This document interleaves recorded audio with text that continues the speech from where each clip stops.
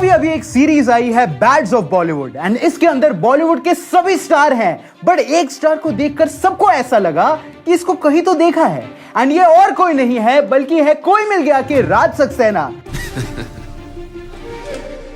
बहुत चैंपियन हो गया ना स्कूटर चलाने में, जिन्होंने रोहित को बास्केटबॉल से बहुत पीटा था, जिनका ये डायलॉग सबको याद ही होगा, सबकी इज्जत करेंगे तो लूटेंगे किसकी। बट जहां ये हमारे बचपन में इतने फेमस थे, क्या हुआ कि बॉलीवुड की बड़ी फैमिली ने इनका करियर बर्बाद कर दिया था। तो चलिए जानते हैं the dark controversy of Rajat Bedi. तो रजत बेदी के बारे में आप लोग ज्यादा नहीं जानते होंगे, तो बता दूं कि रजत बेदी बेटे हैं नरेंद्र बेदी की, जिन्होंने बॉलीवुड की कई आइकॉनिक मूवीज को डायरेक्ट किया है, लिखा भी है एंड इवन कुछ पॉपुलर मूवीज में एक्ट भी किया है। हर 90s किड्स ने किसी ना किसी मूवी में इन्हें जरूर देखा होगा एंड इन्हीं के बेटे हैं रजत बेदी, तो सिनेमा का भूत इनके अंदर भी होगा नेचुरली। इवन इनके दादा एक प्रोमिनेंट उर्दू राइटर थे एंड ऐसे ही रजत बेदी को सिनेमा इंडस्ट्री में कुछ करना था, इसीलिए उन्होंने फैशन मॉडलिंग से अपनी जर्नी स्टार्ट की एंड गेस व्हाट, उन्होंने 1994 में गैल ड्रैग्स मैनहंट कॉन्टेस्ट जीता, जहां इनकी डोमिनेंस का कारण इनकी लंबी हाइट को भी माना जाता है। I mean, ये लिटरली 6 फुट 2 इंच है, जहां रजत बेदी का असली डेब्यू माना जाएगा टीवी शो हमराही से, बट हम बॉलीवुड की बात कर रहे हैं तो उनका असली डेब्यू हुआ था 1998 में आई मूवी 2001 से, जो कि बहुत बहुत बहुत बहुत बड़ी फ्लॉप थी, बिल्कुल तुम्हारी स्कूल वाली लव स्टोरी की तरह। बट इसका ये वाला गाना बहुत फेमस हुआ था, हाय तू कातिल तेरा दिल कातिल। जहां 1999 में आई मूवी इंटरनेशनल खिलाड़ी में भी इन्होंने छोटा सा रोल किया था, बट स्टिल नो रिकॉग्निशन। जहां रजत बेदी छोटे मोटे रोल्स तो कर रहे थे, I mean, हर साइड रोल में यही नजर आते थे, जिसकी वजह से मैं इन्हें बचपन में काफी हेट किया करता था। मिस्टर विजय खन्ना बहुत शाना समझता अपने आप को, बट फिर उन्हें एक ऐसी मूवी मिली जिससे इनकी लाइफ बदल गई और साथ ही साथ बर्बाद भी हो गई। तो आपने ये सीन तो देखा ही होगा, तुम लोग उन बेशर्म लोगों में से हो जिनके दिल में किसी के लिए भी इज्जत नहीं। इज्जत सबकी इज्जत करेंगे तो लूटेंगे किसकी। ये डायलॉग रील्स पर बहुत ज्यादा वायरल हो चुका है और आप भी कहीं ना कहीं रजत बेदी को इसी डायलॉग से जानते होंगे। जहां जब ये मूवी आई थी ये बहुत बड़ी फ्लॉप थी, बट अभी जी सिनेमा और स्टार गोल्ड ने इस मूवी को मास्टरपीस बना दिया है बार बार चला के। I mean, ये मूवी इतनी क्रिंज है कि अब मास्टरपीस बन चुकी है एंड इसमें बहुत बड़ा रोल था रजत बेदी का। I mean, मुझे लगता था इसे देखकर ऑक्सफोर्ड ने परवर्ड वर्ड बनाया होगा। एंड क्या आपको एक चीज पता है, रजत बेदी ने शाहरुख खान एंड सलमान खान की करण अर्जुन में स्टंट डबल का काम भी किया है एंड इवन जब भी उस मूवी में तुम्हें शाहरुख खान की अहम तशरीफ दिखती है तो वो असल में रजत बेदी की थी। डैम भाई crazy. But back to the topic, अगर जानी दुश्मन फ्लॉप थी तो फिर रजत बेदी किस मूवी से इतने बड़े हिट हुए? गेस कर सकते हो? मैं बताता हूं, मेरा काम है ये। Rajat Bedi as usual main lead में टिकते नहीं थे, तो उन्हें साइड रोल्स में ही रखा जाने लग गया, जैसे तुम्हारी क्रश तुम्हें रखती थी। I mean, वाह लाइफ हो तो ऐसी में भी रजत बेदी थे। तो शादी की तारीख पक्की कर देते हैं? हाँ, जिस दिन अंजलि की सगाई है। एंड कई मूवीज में भी, बट फिर आई कोई मिल गया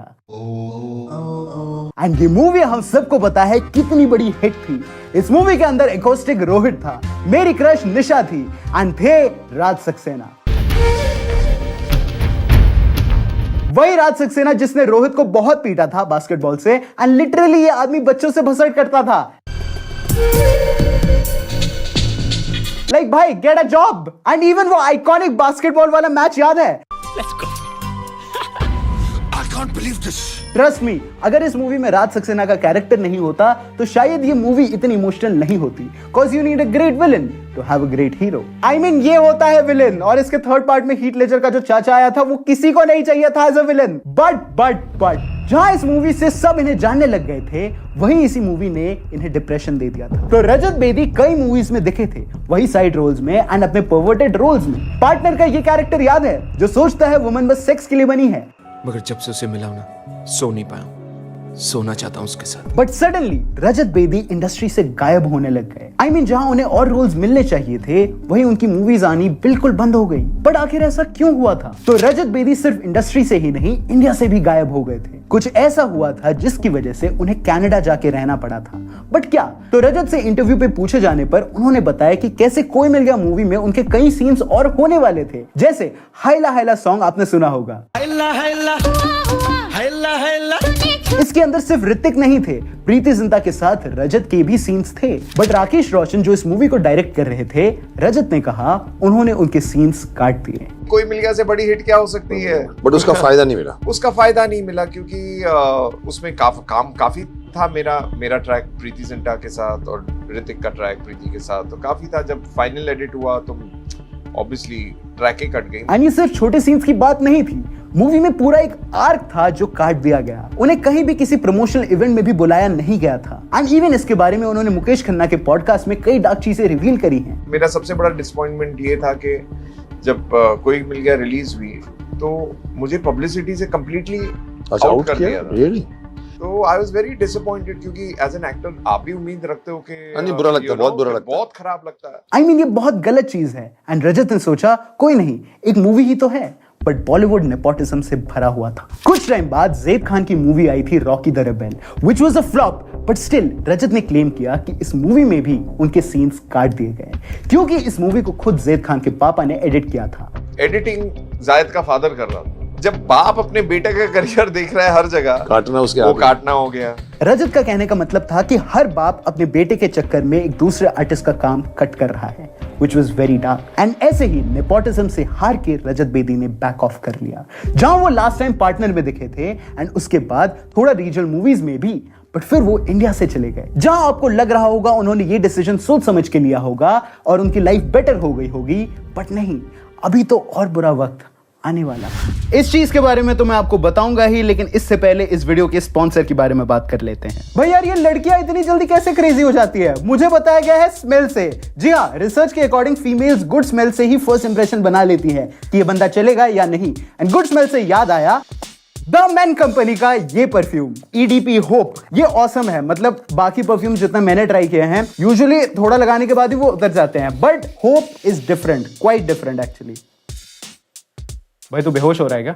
मतलब आपने देखा होगा कि कई परफ्यूम्स बस लगाए और तुरंत उतर गए, बट होप अलग है। होप की ये स्मेल घंटों तक साथ रहती है। एंड सबसे क्रेजी बात है कि इसका प्रोजेक्शन 3 फीट तक होता है। कहने का मतलब मेरा कैमरामैन भी मेरे से इन्फ्लुएंस हो रहा है at this point. I mean this is so cool. Hope perfume की फ्रेग्रेंस इतनी नेचुरल है कि आप उसे ऑफिस, घर, पार्टी कहीं भी वेयर कर सकते हो। एंड इसका लुक देखो, एकदम ग्लासी है, लाइक एकदम प्रीमियम फील होता है। एंड सबसे कमाल की बात है, इसका प्राइस अंडर 500 रुपीज है। यस, इसका मतलब है आप अपने लिए अभी बाई कर सकते हो एंड इसे अपने दोस्तों को इस दिवाली एंड फेस्टिव सीजन में गिफ्ट भी कर सकते हो, which makes this the perfect festive gift. And मैं इसे खुद काफी बार यूज कर चुका हूं and it smells so good. भाई मैं आपको भी सजेस्ट करूंगा कि आप इसे अपने डेली का रिचुअल बना लो। पार्टी, ऑफिस में बन जाओ डोप लगा के hope. And by the way, इनकी वेबसाइट पे अभी 50% ऑफ चल रहा है, तो अभी ग्रैब करो भाई। इस परफेक्ट फेस्टिव परफ्यूम की लिंक हमारे पिन कमेंट में है, तो अभी जाके बाय करो एंड यूज करके बताना कैसा लगा। तो रजत बेदी कनाडा सेटल हो गए एंड कई टाइम बाद उन्होंने चीजें रिवील करी जो डार्क थी। जैसे कि उन्हें कोई मिल गया मूवी से कई चेक्स मिले थे, ऑब्वियसली जो उनकी फीस थी,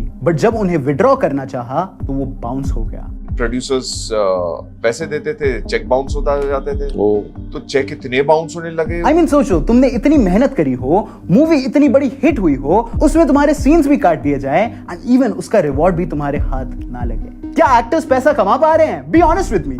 रजत बेदी ने कहा कि ये सिर्फ एक मूवी नहीं, कई मूवीज के साथ हुआ है। कई प्रोड्यूसर्स चेक देते थे और फिर वो चेक्स बाउंस हो जाते थे। रजत उस वक्त कनाडा में अपने हाई क्लास दोस्तों के साथ रहते थे एंड उन्होंने बताया कि ये बहुत हार्ड टाइम था कि जब आप एक बॉलीवुड एक्टर रहे हो एंड फिर भी आपके पास खर्च करने के लिए पैसा ना हो।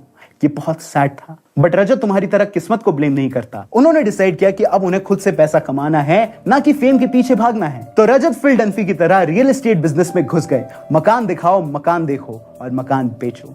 बट ये इतना ज्यादा चला नहीं और रजत फिर से वही आ गए। बॉलीवुड इनके पास था नहीं, रियल एस्टेट वो करा नहीं, बट फिर उन्होंने सोचा क्यों ना पर्दे के पीछे काम किया जाए। तो रजत बेदी की पूरी फैमिली सिनेमा से रिलेटेड है एंड जब कुछ काम ना आए तो उन्हें याद आया कि उनकी सिस्टर एक राइटर है and she is amazing. I mean उन्होंने 2012 वाली अग्निपथ का स्क्रीन प्ले लिखा है और उन्होंने तुम्हारी मम्मी, मेरी मम्मी और मेरा फेवरेट शो हिटलर दीदी भी लिखा है। तो तुम अंदाजा लगा सकते हो कि ये फैमिली कितनी टैलेंटेड है। तो 2015 में रजत बेदी अपनी सिस्टर के साथ मिलकर एक टीवी शो प्रोड्यूस करते हैं, लाजवंती। एंड रजत बेदी इससे पहले हल्के फुल्के प्रोजेक्ट्स में आ रखे थे एंड प्रोड्यूस करने से उनके पास फंड्स भी जमा होने लग गए एंड अब वो स्टेबल थे एक कमबैक करने के लिए, जहां उन्होंने की कन्नड़ फिल्म जग्गू दादा। तू भले ही यहाँ आया अपनी मर्जी से है, जाएगा हमारी मर्जी। जो ठीक ठाक वर्क करी, बट उतना क्रेजी कुछ नहीं हुआ। उन्होंने वाइट भी करी and even as a Punjabi उन्होंने हेरा फेरी भी करी। I mean, ये मूवी हेरा फेरी की ओरिजिनल रीमेक थी एंड इसके बाद अहिंसा भी करी। जहां ये मूवीज इतनी क्रेजी नहीं थी, ना ही ये हिट हुई, बट फिर आया इंस्टाग्राम। तो इंस्टाग्राम आने के बाद से कोई भी लल्लू पंजू, घायल गेमिंग, नो टैलेंट वाले स्ट्रीमर्स एंड आंडू पांडू लोग फेमस हो जाते हैं। बट कुछ अच्छे लोगों ने नॉस्टैल्जिया को हिट करा। रजत बेदी फिर से रील्स पर ट्रेंड करने लग गए, जिसमें ये डायलॉग शामिल था, सबकी इज्जत करेंगे तो लूटेंगे किसकी? I mean, अब जेनजीज के लिए ये कूल डायलॉग बन चुका था एंड गेस व्हाट, ये बहुत फेमस हो गया। बट इसके बीच एक डार्क डिटेल ऐड करना चाहूंगा। असल में रजत बेदी के नाम पर ज्यादा कंट्रोवर्सी नहीं है, बट एक आई थी 2021 में, जब खबर आई कि इन्होंने एक इंसान को गलती से गाड़ी से ठोककर उसकी जान ले ली थी। बट रजत वही खड़े रहे एंड उन्होंने फैमिली को पूरा सपोर्ट दिया। इस एक्सीडेंट में घायल हुआ व्यक्ति शराब के नशे में बताया जा रहा था। रजत बेदी ने एक्सीडेंट के बाद न सिर्फ राजेश को अस्पताल पहुंचाया, बल्कि पूरी रात उनके साथ भी रहे। एंड फिर इस केस से निकलकर वो वापस शो बिजनेस में आने को तैयार थे। एंड बैक टू इंस्टाग्राम, जैसा मैंने बताया कि ओल्ड बॉलीवुड फैंस रजत बेदी को भूले नहीं थे। सबको पता था कि हम रजत बेदी को अब डिजर्व करते हैं। एंड फिर आया वो कमबैक जिसने छोटे से सीन से ही तहलका मचा दिया था। तो अभी आर्यन खान की बैड्स ऑफ बॉलीवुड, जिसके लिए हम एक्साइटेड थे और मैंने देखी भी, और हमने सोचा क्यों ना शाहरुख खान जी के लड़के पे एक वीडियो बनाए बट डरपोक पीआर वीडियो हटवा दी। But aside from this I web series bads of Bollywood, and ये अभी का बॉलीवुड में सबसे बड़ा प्रोजेक्ट है। I mean, इसके अंदर ऐसा कोई एक्टर नहीं छोड़ा होगा जो बॉलीवुड से कनेक्टेड ना हो। एंड इसी बीच एक सीन में आया एक कैरेक्टर विद अ बास्केटबॉल। अब पहचाना? लोग स्क्रीन पे कंफ्यूज हो गए कि आखिर ये कौन है, बट ट्रू बॉलीवुड फैंस समझ गए कि ये अपना राज सक्सेना है। Ladies and gentlemen, I am back! भाई तुम हो कौन यार? जो सबकी इज्जत नहीं करता है। एंड गेस व्हाट, पूरी सीरीज का जो एक मेजर पिवटल पॉइंट आता है वो रजत बेदी के कैरेक्टर पे बेस्ड है। बच्ची है कौन ये? कौन मैं? आपका अपना शरद सक्सेना। रजत बेदी वापस ट्रेंड करने लग गए। इनके इंस्टाग्राम पर इनकी मूवीज के रेफरेंसेस लोग कमेंट करने लग गए। एंड सही मायने में इसे कहते हैं एक प्रॉपर कमबैक। जहां एसआरके के बेटे आर्यन खान, जिसकी पीआर टीम ने हमारी वीडियो उड़वा दी थी ने बताया कि उनकी कोई मिल गया फेवरेट मूवी थी, तो इसीलिए उन्होंने रजत को ही कास्ट किया। एंड अब रजत बेदी फिर से वापस आए हैं और वो अचीव किया है जो वो डिजर्व करते थे। इवन अगर एसआरके का थोड़ा फैन बॉइंग करूं, पूरी सीरीज में हर कोई इंसान पूछता रहता है रजत बेदी को देखकर कि इसको कहीं तो देखा है, बट शाहरुख खान को कहते हैं कि वो किसी का भी नाम एक बार याद कर लेते हैं तो उनको याद रहता है, तो वो इंस्टेंटली पहचान लेते हैं। अब पहचाना?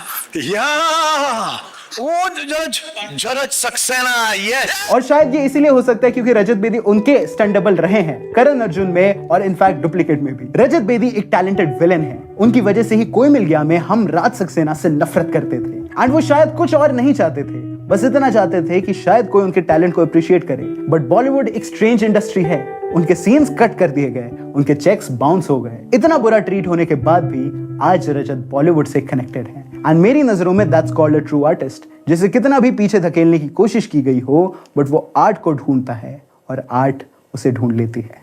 क्या पता कब किस्मत पलट जाए। 15 साल से हार हार के थक नहीं गया? नहीं उतार चाहिए, क्योंकि हारने में हार मानने में फर्क होता है। राइट। तो ये था हमारा video about the dark controversies of Rajat Bedi. अगर आपको ये वीडियो अच्छा लगा हो तो प्लीज चैनल को सब्सक्राइब कर देना, वीडियो को शेयर कर देना। आपका फेवरेट पार्ट इस पूरे वीडियो में से कौन सा था नीचे कमेंट में हमें जरूर बताइएगा। And a special thank you to the entire team of Cinemastic, Anni Swaraj and me Arfan, क्योंकि मेरा नाम सिनेमैस्टिक नहीं है, and our DOP for the day Somesh. And मैं मिलूंगा आपसे अगले सिनेमा टॉपिक रिलेटेड वीडियो में, क्योंकि जहां सिनेमा है वहां सिनेमैस्टिक है। हमने देखी कितनी है पर जचती है तू, अखियों में रहता है तेरा ही तो मुंह, अखियां मिलाए जब दिल ले जाए तब दिल कहना चाहता तुझे I love you। मैंने देखी